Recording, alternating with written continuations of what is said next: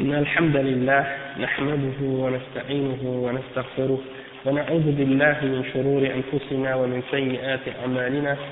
من يهده الله فلا مضل له ومن يضلل فلا هادي له، وأشهد أن لا إله إلا الله وحده لا شريك له، وأشهد أن محمدا عبده ورسوله.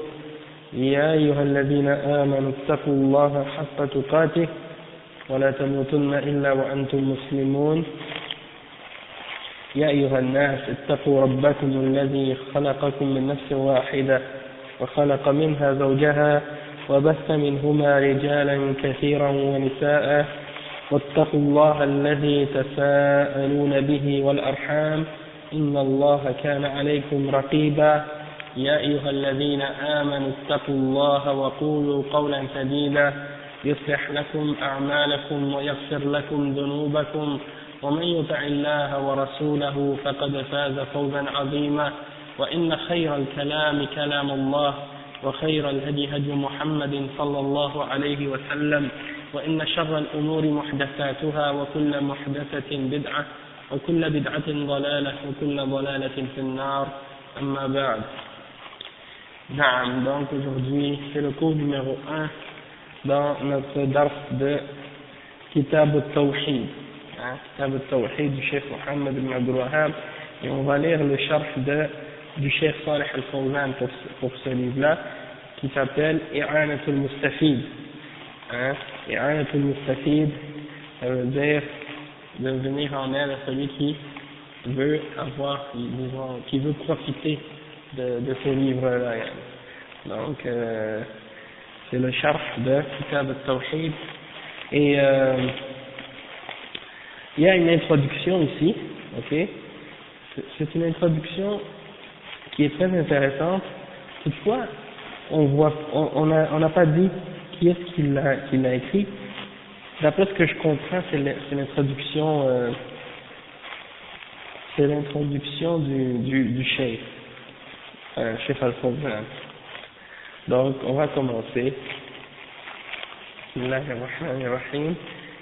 Alhamdulillahi alladhi khalaqa al-khalqa liya'buduhu wa asbagha alayhim ni'amahu liyashkuruhu, was-salatu was-salamu ala nabiyyina Muhammad دعا إلى توحيد الله وصبر على الأذى في سبيل ذلك حتى استقرت عقيدة التوحيد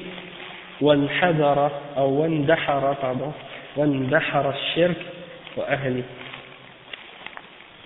وعلى آله وأصحابه الذين اقتفوا أثره وساروا على نهجه وجاهدوا في الله حق جهاده. أما بعد، فإن التوحيد هو الأصل في بني آدم، والشرك طارئ ودخيل، كما قال ابن عباس رضي الله عنهما: كان بين آدم ونوح 10 قرون كلهم على التوحيد. وأول ما حدث الشرك في الأرض في قوم نوح لما غلوا في الصالحين وصوروا صورهم فآل بهم الأمر إلى أن عبدوهم من دون الله، فبعث الله نبيه نوحا عليه الصلاة والسلام ينهى عن الشرك ويأمر بعبادة الله وحده لا شريك له، وجاء الرسل من بعده كلهم على هذا النمط، كما قال تعالى: وما أرسلنا من قبلك من رسول إلا نوحي إليه أنه لا إله إلا أنا فاعبدون. Donc le chef il commence par nous donner les louanges à Allah subhanahu wa ta'ala, et il dit que c'est lui qui a créé la création pour qu'on l'adore, et il nous a rempli de ses grâces pour qu'on soit reconnaissant envers lui, et il envoie le salut et la paix sur le messager Muhammad sallallahu alayhi wa sallam, et il dit qu'il a appelé au tawhid et qu'il a fait preuve d'endurance devant toutes les difficultés et les nuisances qu'il a eu à faire face dans cette voie-là, jusqu'à ce que le tawhid et la croyance de tawhid soit établie, et jusqu'à ce que le shirk et les gens qui l'appliquent et qui le pratiquent soient disons écrasés.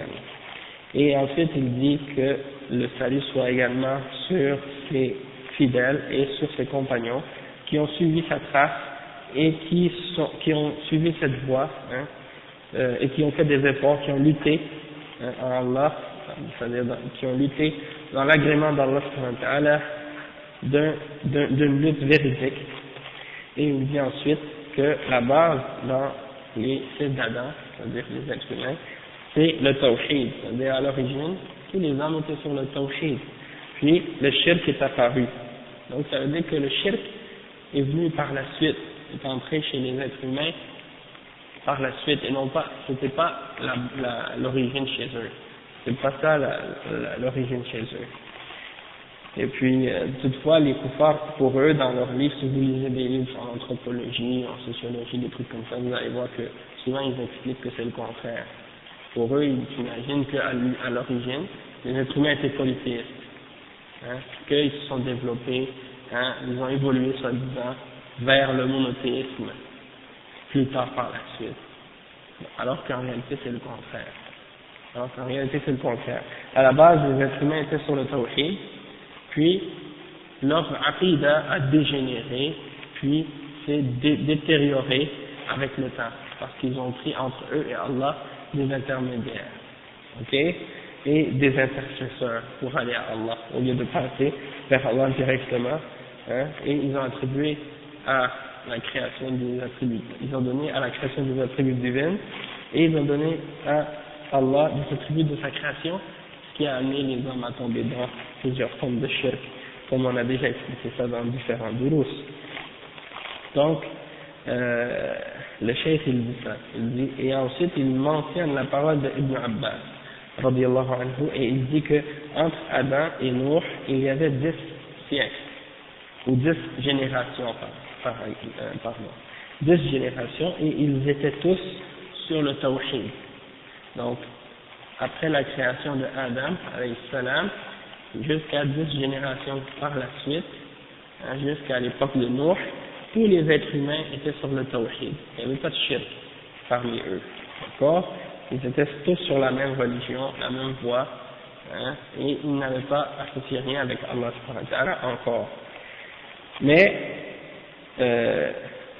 donc, par la suite, le cheikh il dit que ensuite le shirk est apparu sur la terre dans le peuple de Noé, lorsqu'ils ont exagéré au sujet des hommes qui étaient vertueux et qui étaient pieux, et ils ont dessiné leurs images. Ils ont dessiné leurs images, mais ils ont sculpté leurs images, et puis c'est ça ce qui a fait en sorte que ces gens-là sont tombés dans le shirk, et ils ont commencé à les adorer en dehors d'Allah subhanahu wa ta'ala.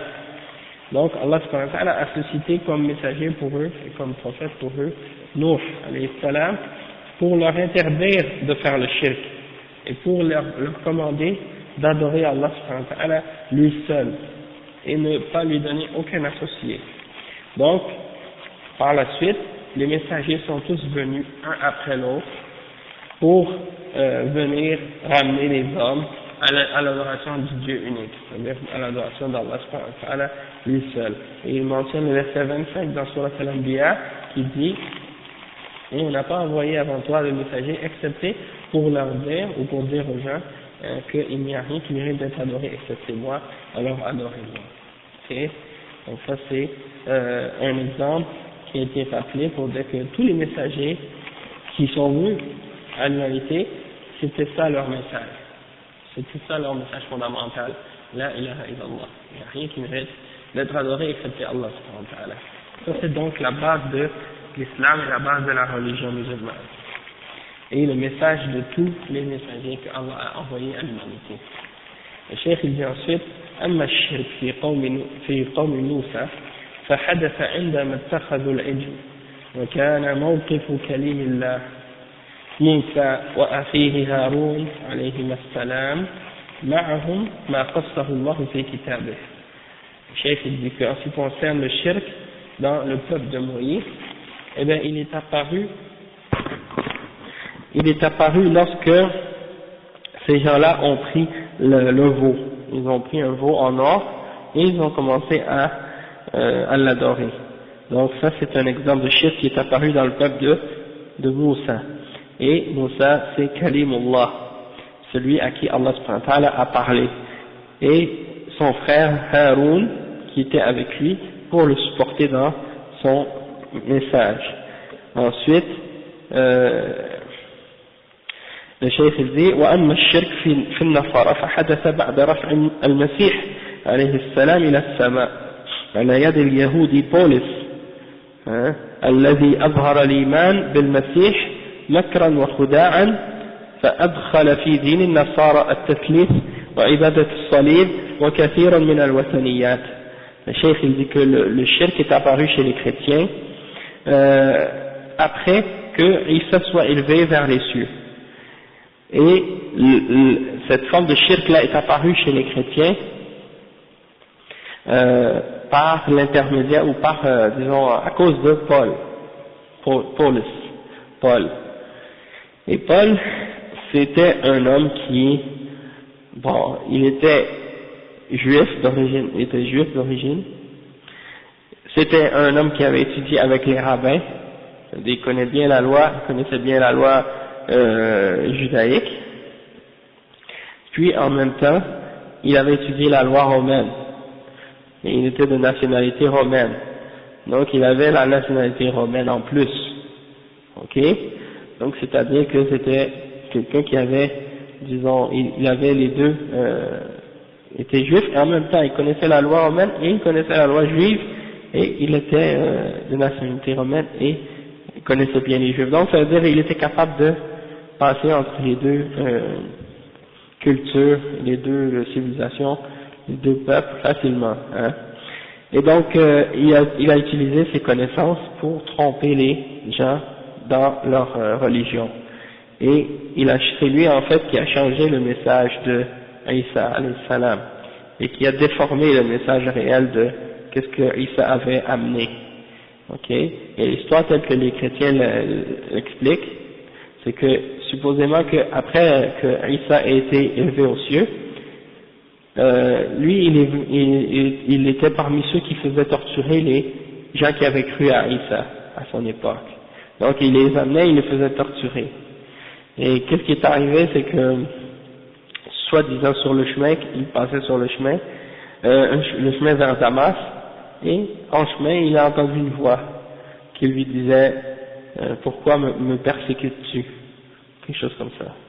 Et là il a prétendu qu'il a entendu Jésus qui lui a parlé, et donc à cause de ça il est allé voir les gens qui ont cru à Jésus, puis il leur a dit ça y est, j'ai entendu Jésus, puis il m'a parlé, puis je suis un messager maintenant pour lui, puis tout ça. Puis là il s'est fait passer pour le messager des chrétiens. Puis là il commençait à prêcher une religion déformée de ce que Isa avait dit. Parce que Paul n'avait jamais rencontré Isa durant sa vie, il n'a jamais rencontré face à face, il ne l'a jamais entendu non plus en personne. Donc il se basait juste sur qu'est-ce qu'il prétendait lui-même, hein. Tandis que ceux qui étaient là, qui avaient vécu avec lui, qui étaient témoins de sa vie et tout ça, eux, ils ne connaissaient pas. Donc c'était un homme qui arrivait avec un nouveau message, et puis donc il est venu et il est apparu avec ses nouvelles croyances, et comme le cheikh il dit qu'est-ce qu'il a fait, il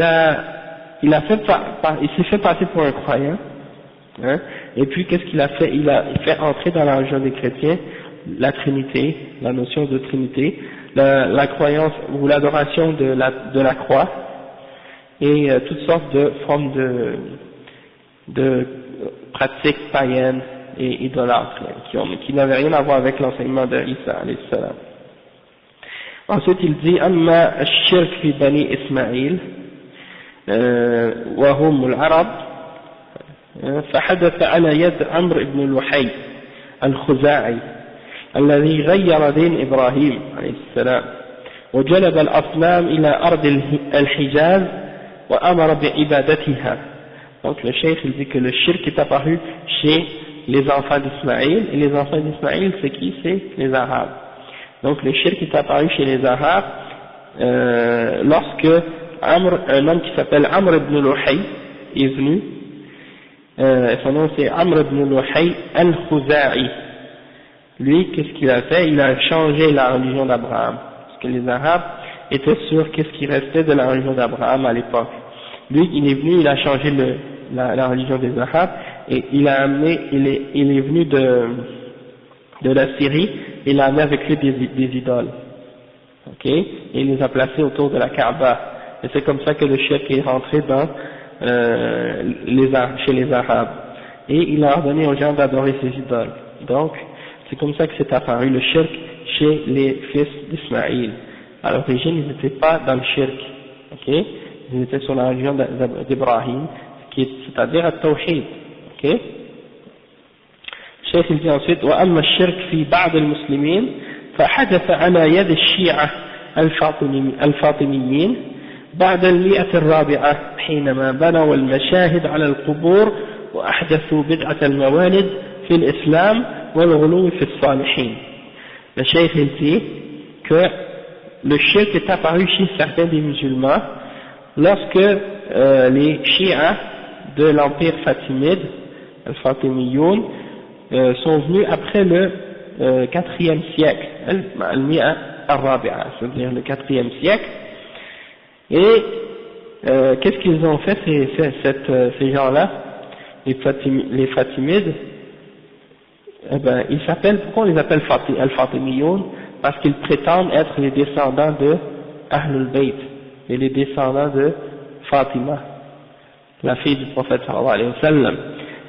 Ok, et en réalité ce sont même pas des descendants de Fatima. En fait, à l'origine ce sont des juifs. Et ce sont des Ismaïliyoun, Shia Ismaïliyoun. Ok, ce sont des gens qui ne sont même pas, ne font même pas partie des musulmans, de la Ummah. Ce sont des kuffars. Donc qu'est-ce qu'ils ont fait quand ils ont pris le pouvoir de certains pays musulmans à l'époque? Ils ont établi et ils ont construit sur les tombeaux, ils ont construit des dômes et des sanctuaires et des mausolées, et c'est eux qui ont construit tous ces dômes-là qui existent actuellement en Égypte, hein, dans les cimetières et dans ces trucs-là. Al-Azhar, c'est eux qui l'ont construit. Hein? Donc c'est pour dire que Al-Fatimiyoun, bon c'est vrai sur le plan architecture, sur le plan développement, des trucs comme ça, dunya, ok, ils ont amené beaucoup de bonnes choses, peut-être des belles constructions, tout ça. Toutefois sur le plan de l'aqida et sur le plan de la religion, ils nous ont amené le shirk et le dalal. C'est à leur époque que les mawalid sont apparus, les fêtes de la naissance du prophète sallallahu alayhi wa sallam, et toutes sortes de formes d'exagération envers les hommes pieux. Yani.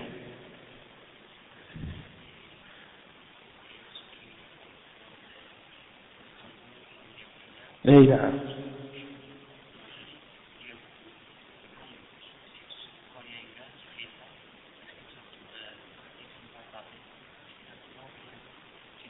il faut que tu dises. Si tu connais quelqu'un qui va prier ou demander le shafa'a ou yatawassal bil awliya, il demande l'intercession des awliya, ou il demande shafa'a, ou il demande l'aide des awliya, il cherche le secours, il va chez ces gens-là, dans les tombes et tout ça pour demander de l'aide, et que toi tu connais le tawhid, et tu sais que ça c'est shirk billah, que c'est le shirk, c'est le seul péché qu'Allah ne va pas pardonner, tu es mas'oul, tu es responsable de transmettre le message.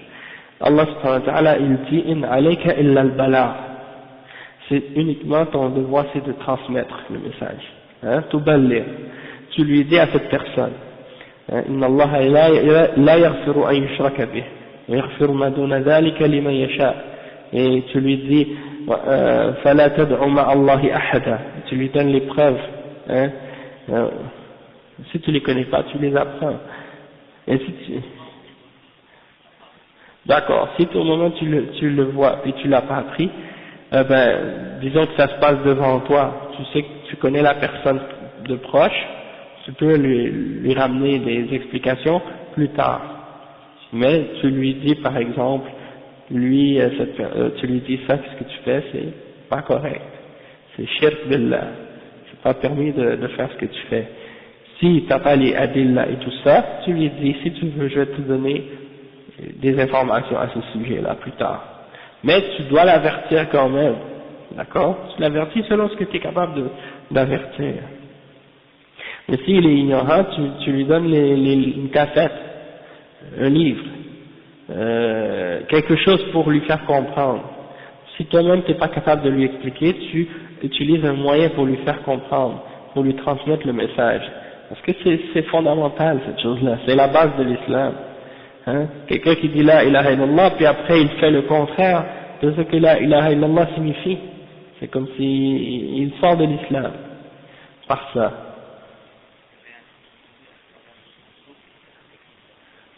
Masha'Allah.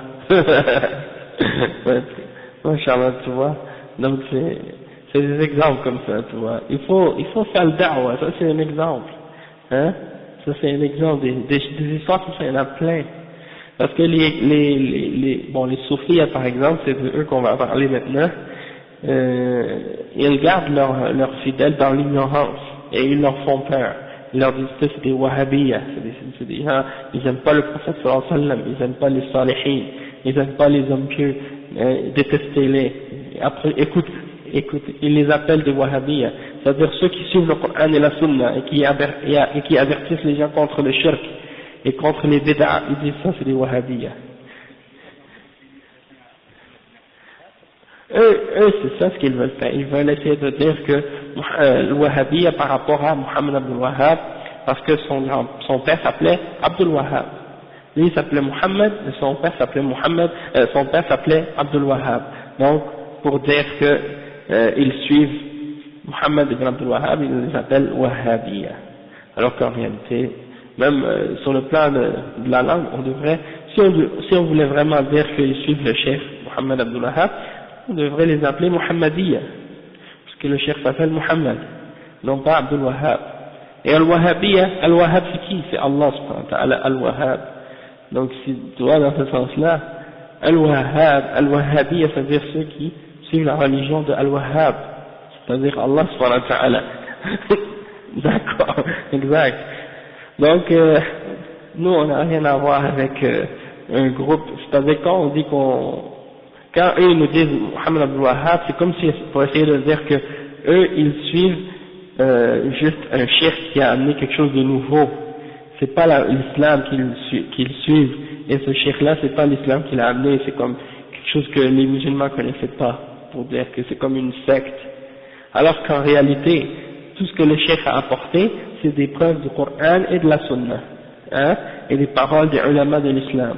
Donc si ils nous disent à cause de ça qu'on est wahhabi, hein, alors c'est pour ça la meilleure façon de répondre à quelqu'un lorsqu'il nous dit est-ce que tu es wahhabi ou est-ce que tu es sur la voie des wahhabiyya, eh bien c'est de lui demander qu'est-ce que c'est al-wahhabiyya, comme l'exemple que le frère nous a donné, le cheikh quand il lui a posé la question à l'autre, qu'est-ce que c'est al-wahhabiyya, et là s'il te répond correctement, hein, c'est-à-dire s'il te dit des choses qui sont correctes, tu lui dis oui c'est ça, c'est l'islam, de suivre le Coran et la Sunna. Mais s'il te dit quelque chose d'incorrect, comme vous n'aimez pas le prophète sallallahu alayhi wa sallam, vous faites pas ci, vous faites des choses qui sont contraires à l'islam, tu lui dis mais regarde, voici le livre, qu'est-ce qu'il a déjà fait, il lui a donné quel livre? Il lui a donné le livre Kitab al-Tawhid.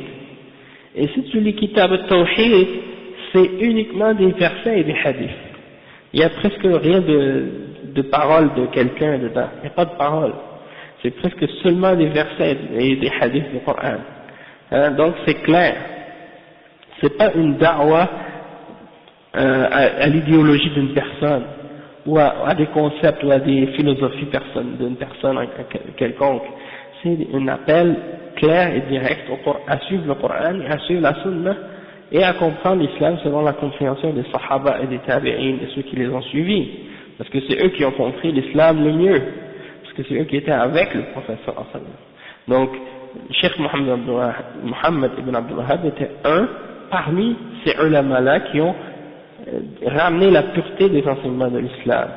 D'accord? C'était pas quelque chose de nouveau. Et là, actuellement, c'est ça ce qu'il montre dans le monde entier. À propos de la da'wa de Muhammad ibn Wahhab, il dit, ah ça c'est les shuyukh, ou les gens qui suivent l'Arabie Saoudite, et c'est un islam fondamentaliste, intégriste, et ils disent aussi que c'est un islam rigoureux, très sévère.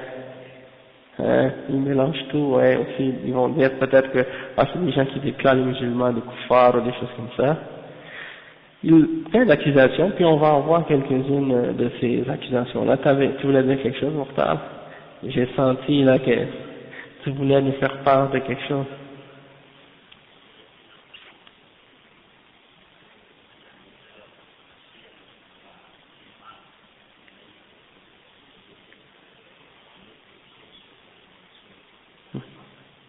Oui, c'est ça. Des madakhila, ou des madkhali, ouais. Ouais, jami, vous êtes des jamiya.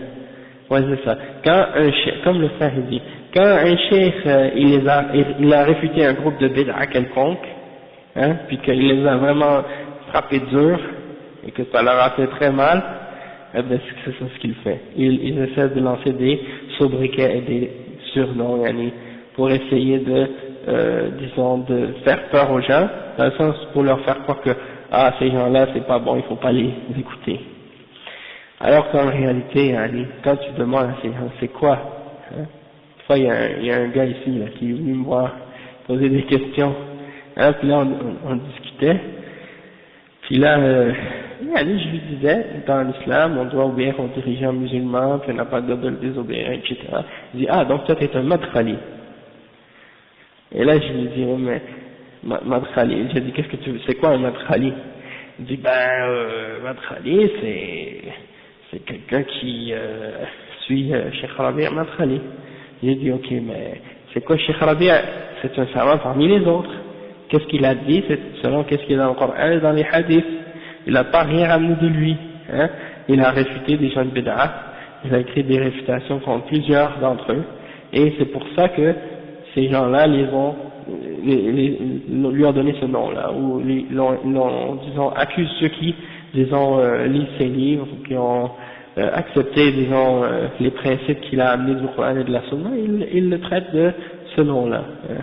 Alors que, en réalité, ça n'a rien à voir. Comme Mohammed Aman al-Jami. Il nous appelle al-Jamiya. Il dit, ah, ça c'est des Jamiya. Hein?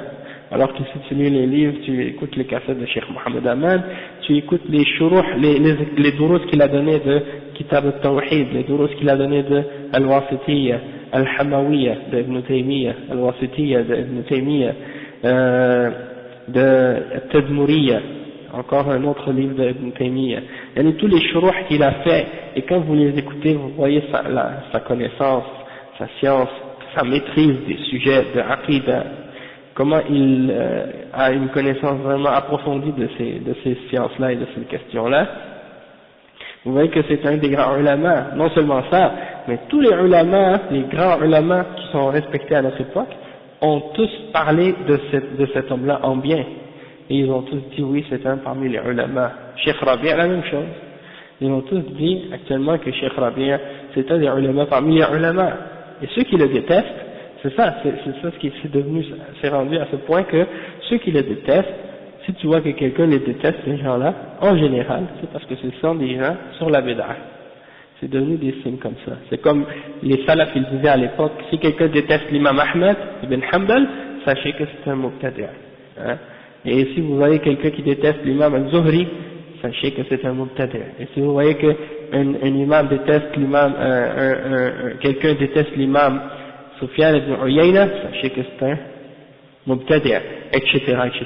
Donc c'était comme devenu des ulama, c'est devenu des ulama qui ont élevé la bannière de la sunna, qui ont élevé la bannière de la sunna ou le flambeau de la sunna, et à cause de ça, ils se sont attirés sur eux les foudres et la colère des gens de bid'a, et c'est comme devenu des paratonnerres de la sunna, tu vois. C'est eux qui nous protègent contre tous ces bid'a qui essaient de nous attaquer de gauche et de droite, et à cause de ça, c'est à cause de ça que ces gens de bid'a essaient d'utiliser ces surnoms-là, hein. Quand quelqu'un n'a plus d'arguments, sait plus quoi dire, sait plus quoi faire pour se défendre, il utilise ce moyen-là, lancer des surnoms, hein. Donc c'est ça le truc à ce sujet-là. Wa alaykum salam wa rahmatullahi wa barakatuh. Ça va, alhamdulillah, alhamdulillah. Non.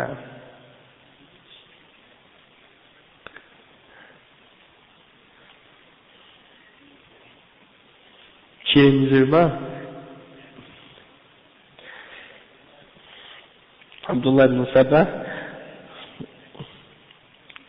Oui, mais c'était comme, disons que c'était une minorité. Avec Abdullah ibn Sabah, c'est le juif d'origine yéménite, qui s'était converti faussement à l'islam.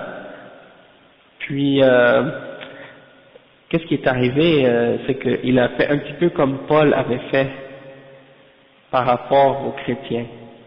Il est venu parmi les musulmans, se faire passer pour un musulman, pour répandre parmi les musulmans des idées fausses, pour les faire dévier de l'islam, comme Paul avait fait avec les chrétiens. Donc ça, c'est disons la racine de qu'est-ce qui est venu par la suite, des chiites et tout ça. Sauf que c'était pas répandu d'une façon générale, ou disons pas générale, mais d'une façon assez importante à cette époque-là pour dire que c'était établi chez les musulmans. Toutefois, par la suite, c'est là quand ils ont pris un pouvoir politique, comme à l'époque des Fatimides, toutes ces choses-là, c'est là que vraiment on peut dire que là c'est là qu'ils ont construit les tombeaux sur les tombes, puis que là les gens ont commencé à inventer ces rituels-là. Hein. Comme qu'est-ce qu'ils faisaient pour le Hajj à la Mecque, ils ont commencé à le faire autour des tombes, hein, avec les awliya et tout ça. Donc c'est le shirk qui est apparu dans la Ummah à cause de ces affaires-là. Et ça c'est la sunna d'Allah, dans le sens que ça arrive toujours des choses comme ça après que les gens s'éloignent des enseignements des messagers, des prophètes.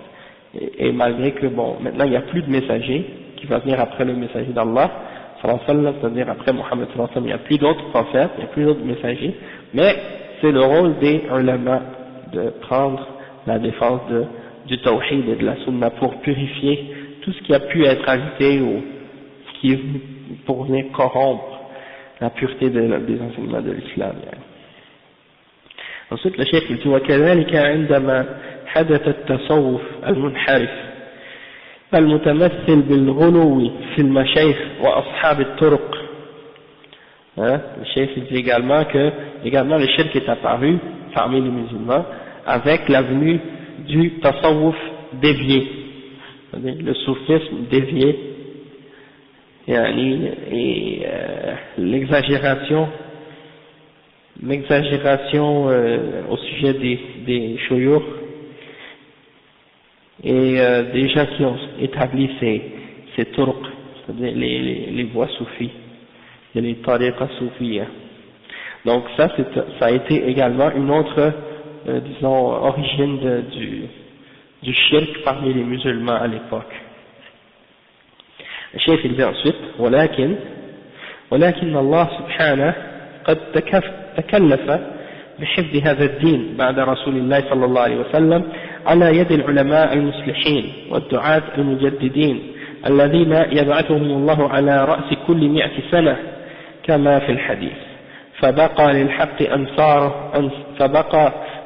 للحق أنصاره وللدين حماته كما قال النبي صلى الله عليه وسلم لا تزال طائفة من أمتي على الحق ظاهرين لا يضرهم من خذلهم ولا من خالفهم حتى يأتي أمر الله تبارك وتعالى وهم على ذلك ولهذا donc le cheikh il dit ولكن donc Allah subhanahu wa ta'ala il s'est donné comme obligation et devoir de protéger et de garder cette religion là après la mort du prophète sallallahu alayhi wa sallam par la main des ulama réformateurs et des gens qui appellent au tawhid et pour disons revivifier revivifier la pureté de cette religion. Allah subhanahu wa ta'ala il fait revenir à la tête de chaque 100 ans un mujaddid, c'est-à-dire quelqu'un qui vient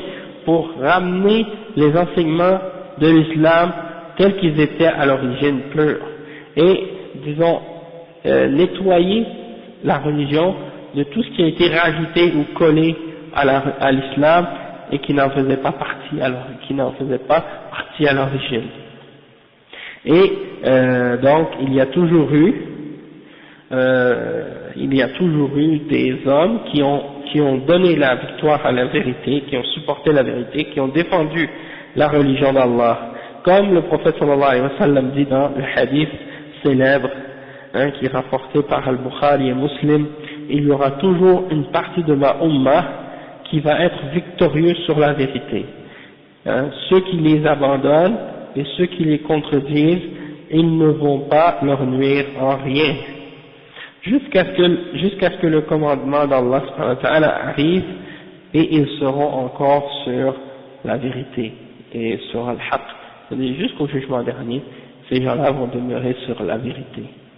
Donc, peu importe le désordre qui arrive dans la Ummah, peu importe la quantité de musulmans qui s'égarent du droit chemin, ou qui suivent les kuffars dans leur égarement, ou qui font des péchés, ou qui font toutes sortes de contradictions à l'islam, il y aura toujours un groupe dans la Ummah, peu importe à quel moment, peu importe à quel endroit, il y aura toujours une partie des musulmans qui va rester fermement accrochée aux principes de la religion musulmane. Hein? Peu importe la situation. Ceux-là, ils changent pas. Ils restent tels qu'ils sont. Peu importe l'époque. Hein? C'est comme si, peu importe les tempêtes, le vent, la pluie, l'orage, les raz-de-marée, c'est-à-dire tout ce qui peut se passer autour de nous, tout est en train de bouger autour de nous là, mais nous on reste là, immobile et stable. On espère qu'on reste ferme sur la sunna et le Coran, toujours, comme Allah nous a ordonné d'être. C'est-à-dire, c'est des gens, ils ne laissent pas le contexte de la société leur dicter leur façon d'agir ou leur dicter comment ils doivent être, mais plutôt c'est le contraire. Ils se basent sur les principes de l'islam, peu importe la situation, avec compréhension, avec sagesse, et toujours avec les ulama bien entendu. Hein, ils retournent aux gens de ilm pour avoir des indications et des conseils comment agir dans chaque situation.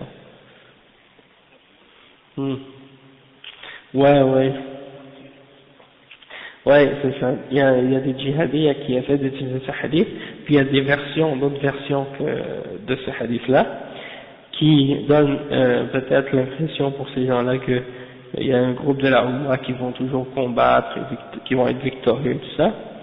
Puis, il y a une chose qui est importante à comprendre, c'est que quand Allah subhanahu wa ta'ala il dit zahirin ala al-haq, ça veut pas juste dire zahirin avec la force militaire comme ces gens-là essaient de le faire comprendre, mais ça veut également dire zahirin avec la preuve du Coran et de la Sunna, avec le haq, hein, ça. Donc, et en plus de ça, tu vois qu'il y a toujours quand même dans la Ummah, comme aujourd'hui il y a l'Arabie Saoudite, qui est un pays musulman qui juge selon la charia, hein, qui donc représente un exemple vivant et appliqué de l'ordre d'Allah subhanahu wa ta'ala sur la terre. Bien sûr, c'est pas parfait, mais quand même, tu peux dire qu'il y a quand même la base qui est là, le principe de base c'est la charia et l'islam. Et donc, eux, ils représentent, disons, l'exemple de ce groupe-là dont Allah subhanahu wa ta'ala parle, sous le plan de la victoire puis la force, hein.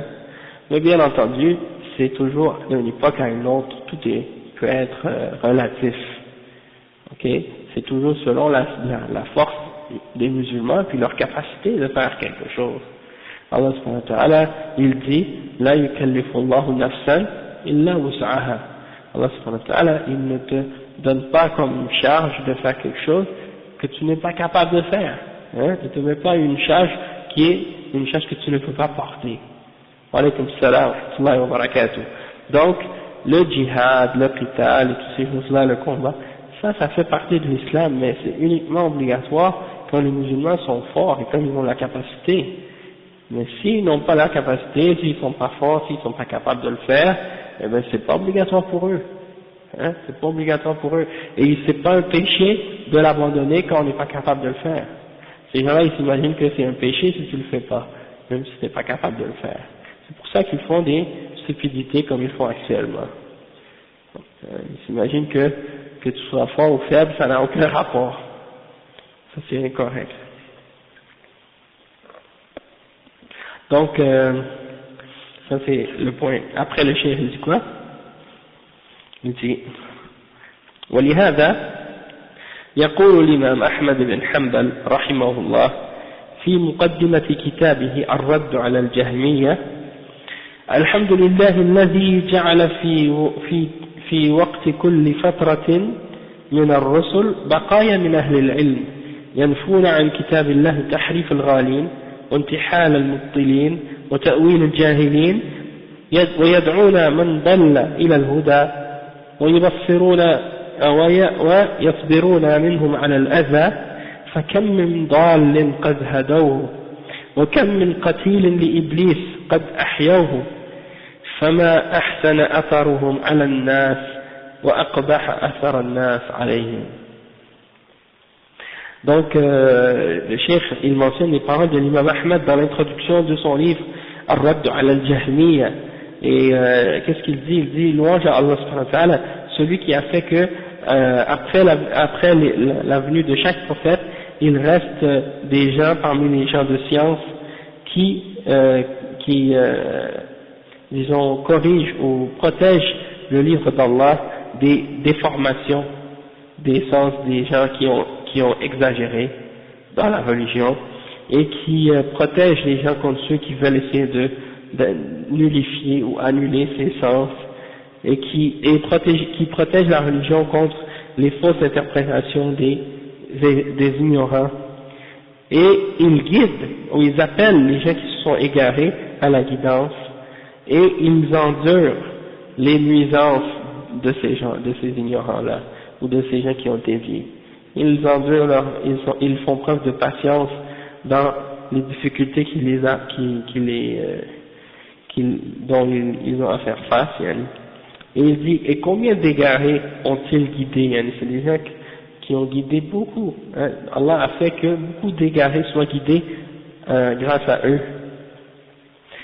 Et également, combien de gens qui ont été disons attaqués ou blessés par Iblis, ou tués même par Iblis, et eux ils les ont fait revivre, c'est-à-dire ils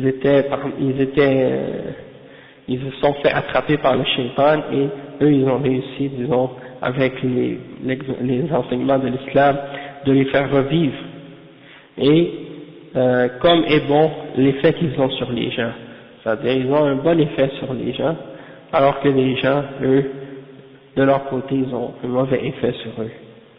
Parce qu'ils ont un mauvais effet, ou des mauvaises, disons, c'est ça. La meilleure façon de traduire ça, c'est ça. وَأَقْبَحَ أَثَرَ النَّاسِ عَلَيْهِمْ. Donc, ensuite, le chef dit ومن هؤلاء الذين وصفهم الإمام أحمد بهذه الأوصاف العظيمة شيخ الإسلام الإمام المجدد محمد بن عبد الوهاب، فقد وقف موقفا عظيما من مواقف هؤلاء الأئمة في مواجهة التغيرات التي حدثت في مجتمعه من انحراف في العقيدة وانقسام في الحكم واستشراء للعادات الجاهلية في الحاضرة والبادية، شرك في العبادة، مخالفات للشرع في الحكم بين الناس، ورواج لسوق الشعوذة والسحر، وتعطيل الأمر بالمعروف والنهي عن المنكر، ورغم كثرة وجود العلماء فيهم المتبحرين في مسائل الفقه الفرعية، ولكن العبرة ليست بوجود العلماء ووفرتهم دون أن يكون لهم أثر فعال في الإصلاح، فبنو إسرائيل هلكوا وفيهم العلماء، فلما لم يقم علماؤهم بما أوجب الله عليهم من النصح والإصلاح تسلط عليهم الشيطان. قال تعالى وترى كثيرا منهم يسارعون في الإثم والعدوان وأكلهم السحت لبئس ما كانوا يعملون لولا ينهاهم الربانيون والأحبار عن قولهم الإثم وأكلهم السحت لبئس ما كانوا يصنعون. Cheikh il dit, parmi les ulama que l'imam Ahmed a mentionné, qui purifient la religion de toutes les déviations et les égarements des gens de Dalal, eh bien il y a ce cheikh, cheikh l'islam, l'imam réformateur, c'est-à-dire le cheikh Mohammed ibn Abdul Wahhab, rahimahullah. Et il s'est tenu, où il a pris une position de fermeté, hein, et qui a été une très grande position. Et donc il a dû faire face à toutes sortes de situations dans sa société à son époque. Il y avait des déviations dans la croyance, il y avait des divisions dans les questions politiques, tout le monde était en petits groupes, petites tribus, chacun avait son chef, et il y avait des guerres entre eux pour n'importe quelle raison. Les gens étaient perdus dans toutes sortes de traditions païennes, pré-islamiques, que ce soit dans les villes, où les gens étaient sédentaires, ou bien chez les nomades, parmi les bédouins, qui allaient d'une ville à l'autre, ou d'un oasis à l'autre. Il y avait toujours chez eux toutes sortes de formes de coutumes païennes, et des traditions qui avaient été héritées, qui sont contraires à l'islam. Et il donne aussi l'exemple qu'il y avait également des formes de shirk dans l'adoration à son époque, et toutes sortes de contradictions de la charia dans la façon dont les gens jugeaient entre eux. Hein, ils ne jugeaient pas selon la charia. Également, il y avait toutes sortes de formes de charlatanisme et de magie, hein, toutes sortes de superstitions qui étaient répandues dans la société à son époque, et il n'y avait pas d'ordonnance du bien et d'interdiction du mal, malgré qu'il y avait beaucoup d'ulama à son époque. Il y avait quand même beaucoup d'ulama, mais c'était des gens qui étaient très calés, disons, dans les sciences de fiqh, des choses de ce genre. Toutefois, le cheikh il fait comprendre que c'est pas la quantité des ulama et leur présence qui fait vraiment la différence. Pourquoi? Il dit parce que, wa alaykum salam wa rahmatullahi wa barakatuh, parce qu'il dit que si des ulama n'ont pas réellement un impact actif, hein, dans la société, et s'ils ne font pas vraiment leur devoir d'enseigner aux gens les bases de l'islam, le tawhid, et de ramener les gens aux enseignements corrects de la religion et de réformer leur société, eh bien, ils n'ont pas vraiment un impact et un effet fort ou sérieux dans leur environnement. Et il donne l'exemple que les enfants d'Israël, Banu Israël, ils ont péri, alors que parmi eux, il y avait beaucoup d'ulama, les fils d'Israël. Ok? Mais c'est parce que leurs ulama, leurs savants, ils n'avaient pas gardé l'obligation qu'Allah leur avait donnée. Ils n'ont pas pris l'obligation qu'Allah leur avait donnée de donner le bon conseil et de réformer la société. Et donc à cause de ça, Allah subhanahu wa ta'ala les a fait périr, et le shaytan a pris le dessus sur eux. Et le cheikh il mentionne le verset وَتَرَى كَثِيرًا مِنْهُمْ يُسَارِعُونَ فِي الْإِثْمِ وَالْعُدْوَانِ. Tu vois parmi eux, parmi les juifs, beaucoup de gens qui se précipitent dans le péché, la transgression, et ils se précipitent également à manger les biens haram, que ce soit le riba ou de manger les biens des autres par d'autres moyens, des choses qui sont des gains illicites, hein. Donc ça c'est des gens qui se sont précipités dans ces choses-là. Puis après, Allah subhanahu wa ta'ala il dit, si seulement leurs savants et leurs rabbins, leurs rabbins et leurs sages leur avaient interdit de dire des mauvaises paroles et de manger des gains illicites, comme est mauvais ce qu'ils faisaient. Et ça c'est les versets 62 et 63 dans Surat Al-Ma'idah. Hein, donc ça c'est pour montrer que c'est pas la quantité de ulama qui fait la différence, mais c'est leur façon dont ils se tiennent pour la vérité. Hein. Et donc, alhamdulillah, les ulama de Ahl Sunnah wal Jama'a, ils font leur devoir et ils ont fait ce qui est obligatoire pour eux. Alhamdulillah, ils enseignent aux gens le tawhid, ils avertissent les gens contre le shirk, ils avertissent les musulmans contre la bid'a, et ils les appellent à suivre la sunnah, hein, et il leur explique le halal et le haram, et il leur clarifie ce qu'ils ont besoin de connaître dans la religion d'Allah, tandis que les gens de bid'ah, eh ben eux, ils laissent aux gens faire ce qu'ils veulent, et ils leur rendent halal ce qui est haram, et ils suivent leur passion, et c'est ça qui fait la différence entre les ulama et les gens de bid'ah qui se font paraître comme des ulama alors qu'en réalité ils ne sont pas parmi les ulama. Donc alhamdulillah, on voit tout de suite la différence comme le cheikh il nous explique.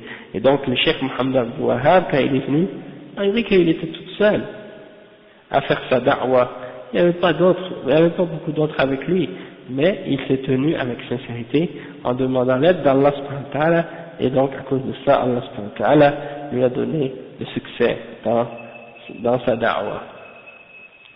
Cheikh ensuite il dit وإنه لما وقف هذا الإمام في مجتمعه المنحرف أكثر ممن فيه موقف الصدق والنصيحة خلص هذا المجتمع مما وقع فيه من أسباب هلاكه مع أنه رجل واحد ولكن كما قيل والناس ألف منهم كواحد وواحد كالألف إن أمر أنا وهكذا سنة الله لا تتغير فالأمة لا تنهض من كبوتها ولا تستيقظ من رقدتها إلا بتوفيق الله ثم بجهود علمائها المخلصين ودعاتها الناصحين ورحم الله الإمام مالكا حيث يقول لا يصلح آخر هذه الأمة إلا ما صلح به أولها أو أولها. Donc c'est pour dire que même si l'imam il était il était tout seul à son époque, mais il a fait preuve de vérité, de sincérité, de véracité, et donc il a réussi, malgré que sa société était déviée, hein, il a réussi à se tenir et à débarrasser sa société de toutes ces causes de perdition et de châtiment, et il s'est donc tenu fermement, et Allah subhanahu wa ta'ala donc lui a donné le succès dans sa da'wah, et il mentionne un vers d'un poème qui dit que les gens même s'ils sont le sens de qu'est-ce que ça veut dire, c'est si quelqu'un se tient sur quelque chose puis qu'il est ferme et qu'il est vrai, même s'il est seul alors que les autres sont 1000, celui qui est un et qui est sincère, il peut faire plus que qu'est-ce que ces 1000 là peuvent faire. C'est pas la quantité, mais c'est la sincérité qui est importante. Et ça c'est quelque chose, c'est une leçon pour nous de comprendre cette chose-là, c'est très important. Le cheikh dit وهكذا سنة الله لا تتغير. Il y a des gens aujourd'hui, parmi les gens qui ont dévié de la sunna, quand il y a des péchés répandus dans la société, ils disent ah mais regardez où est-ce qu'ils sont les ulama, pourquoi les savants ils parlent pas, pourquoi les savants ils font pas ci, pourquoi les savants ils font pas ça. Et les gens qui disent ça souvent c'est des gens qui essaient de rabaisser les ulama pour eux-mêmes s'élever, hein, même s'ils n'ont pas atteint le niveau des ulama.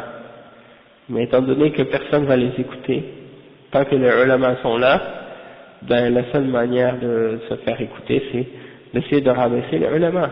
Comme ça les gens vont regarder eux et non pas les ulama. Et donc ils attaquent les ulama de cette façon-là. Ils disent ah mais pourquoi les ulama ils parlent pas, pourquoi les ulama ils font pas ci, pourquoi les ulama ils font pas ça. C'est parce que eux en réalité ils veulent que les ulama sortent dans les rues avec des pancartes, commencent à crier, faire des manifestations, faire des grèves de la faim, toutes sortes de trucs comme ça pour dire ah là on voit qu'est-ce qui se passe là. Ils sortent dans la rue, commencent à crier, ça c'est haram, ça c'est halal et ça. Non.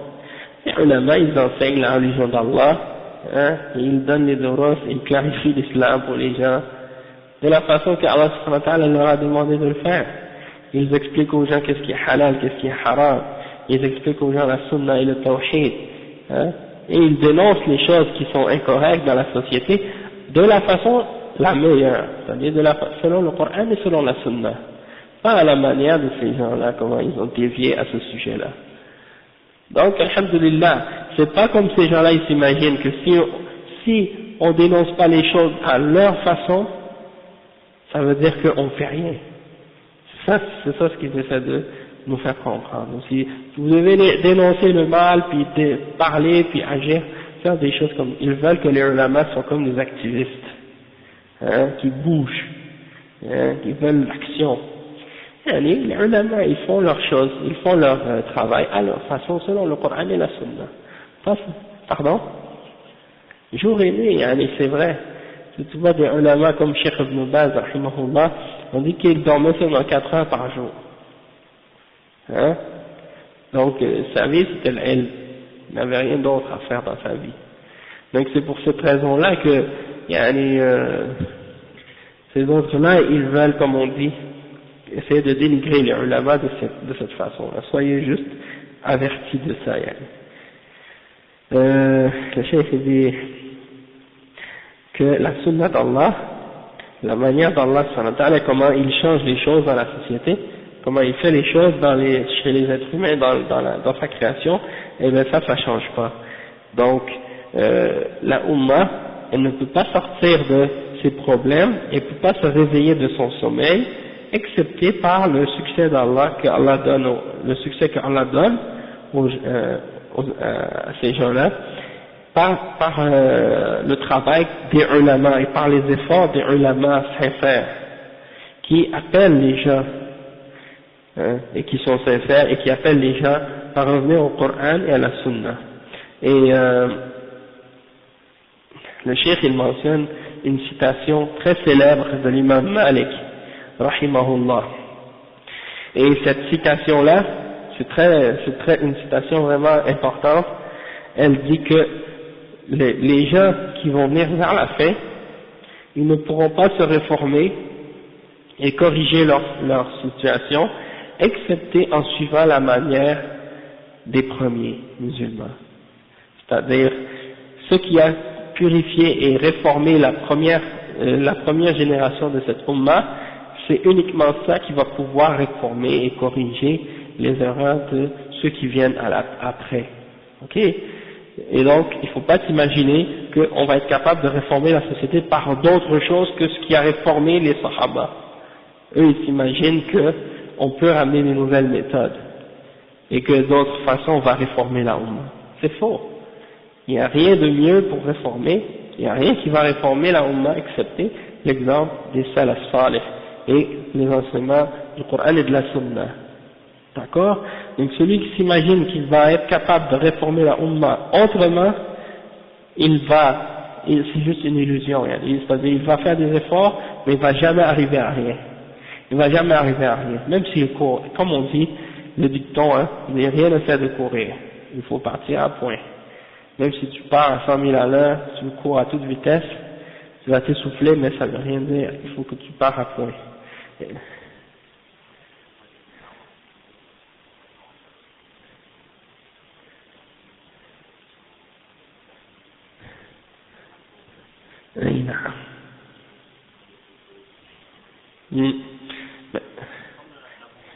Oui, c'est ça. Il y a des gens qui ont cette idée-là. Comme le frère Mokhtar, il explique là, ça c'est quelque chose qui se passe en réalité.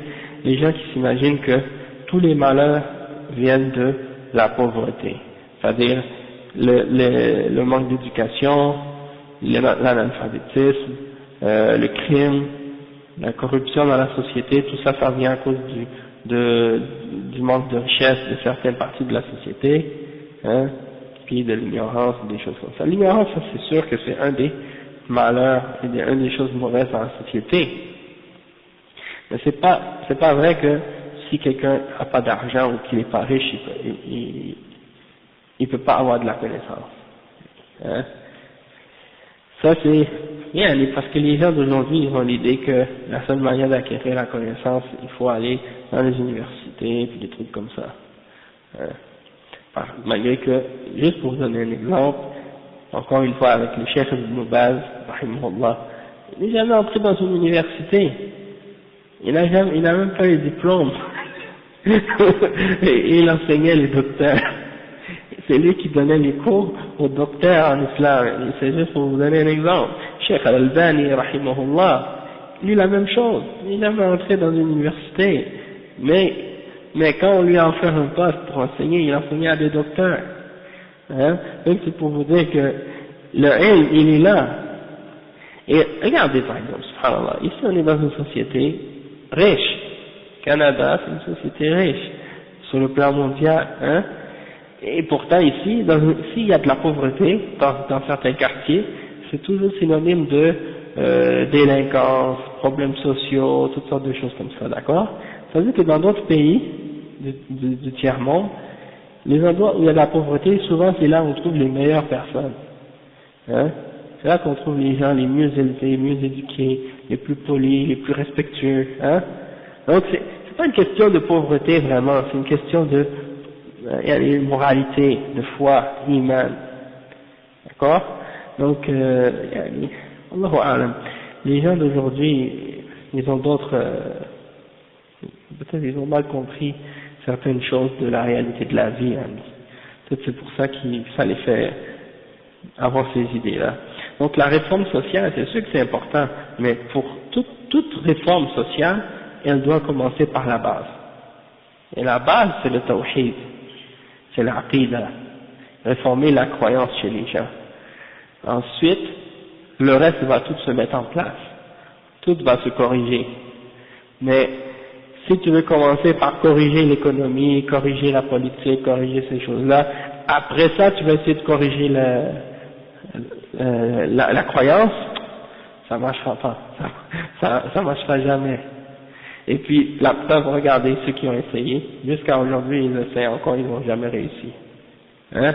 Donc ils vont continuer à perdre leur temps comme ça, ils vont jamais réussir. Hein? C'est comme quelqu'un, disons, c'est des trucs temporaires là qu'ils essaient de faire. C'est comme quelqu'un là, il a une fracture, puis on lui met un petit pansement par-dessus là, mais on n'essaie pas d'arranger la fracture, ça va rien changer. Hein? Donc des fois il faut opérer là. Il faut aller plus au fond là, pour régler le problème. Donc c'est ça. Et le chef il dit, وما امتازت هذه الأمة على غيرها من الأمم إلا بقيامها بالإصلاح والدعوة إلى الله. كنتم خير أمة أخرجت للناس تأمرون بالمعروف وتنهون عن المنكر وتؤمنون بالله ولتكن منكم أمة يدعون إلى الخير ويأمرون بالمعروف وينهون عن المنكر وأولئك هم المفلحون. Le cheikh il dit que les choses par lesquelles cette umma s'est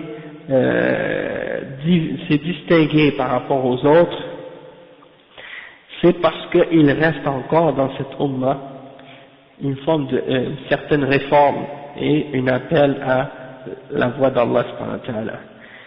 Et ça c'est vrai. Pourquoi actuellement tout le monde a mis l'islam dans leur point de mire? Tous les kuffars ont comme point de mire la religion musulmane et qu'on a disons leurs objectifs sont braqués, leurs caméras sont braquées sur les musulmans, parce que c'est uniquement dans l'islam qu'il reste encore un peu de réforme et un peu de da'wah, parce que les autres religions, disons, ils ont disons baissé les bras devant tout ce qui est les corruptions, puis désordre, puis déviation, hein, tandis que l'islam reste ferme sur le tawhid et sur la sunna, et on appelle les gens à croire en Allah, et nos bases sont solides, et ça branle pas, donc à cause de ça, c'est ça ce qui fait que on pose vraiment un problème dans ce sens-là. Et Allah, le chef il mentionne deux versets, le verset 110 dans Surat Al-Imran.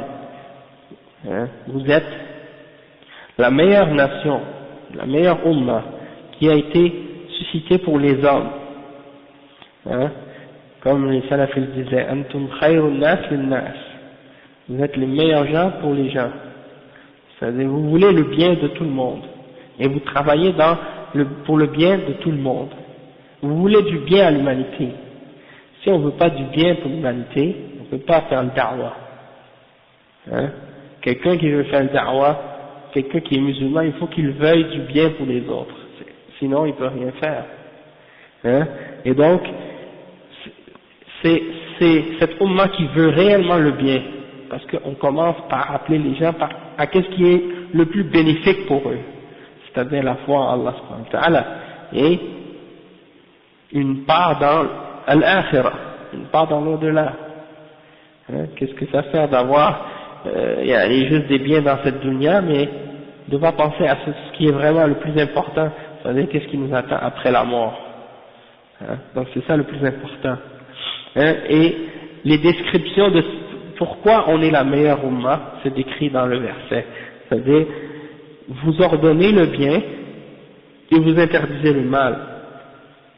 Et vous croyez en Allah. Donc, si on respecte ça, on est la meilleure nation. C'est ce que ça veut dire. Et après, il mentionne un autre verset, c'est le verset 104, encore dans Surat Al-Imran, ça dit, et qu'il y ait parmi vous un groupe, parmi les musulmans, il faut qu'il y ait parmi vous un groupe qui appelle au bien, qui ordonne le bien, qui interdit le mal. Et ceux-là sont ceux qui auront le succès. Donc ça c'est l'introduction de ce livre. Là, après qu'est-ce qu'il fait? Le cheikh, il mentionne une petite biographie de la da'wa du cheikh Mohammed ibn Abdul Wahhab. Mais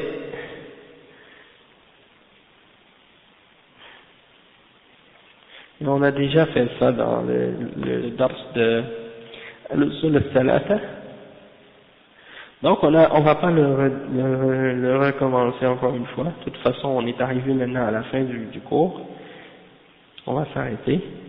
Mais comme si on va voir à la suite la semaine prochaine, on va probablement commencer directement le livre, Inch'Allah. Tayyibun. D'accord, on va s'arrêter ici. Confikum barak, Inch'Allah, subhanaka Allahumma wa bihamdika ashhadu an la ilaha illa anta, astaghfiruka wa atubu ilayk.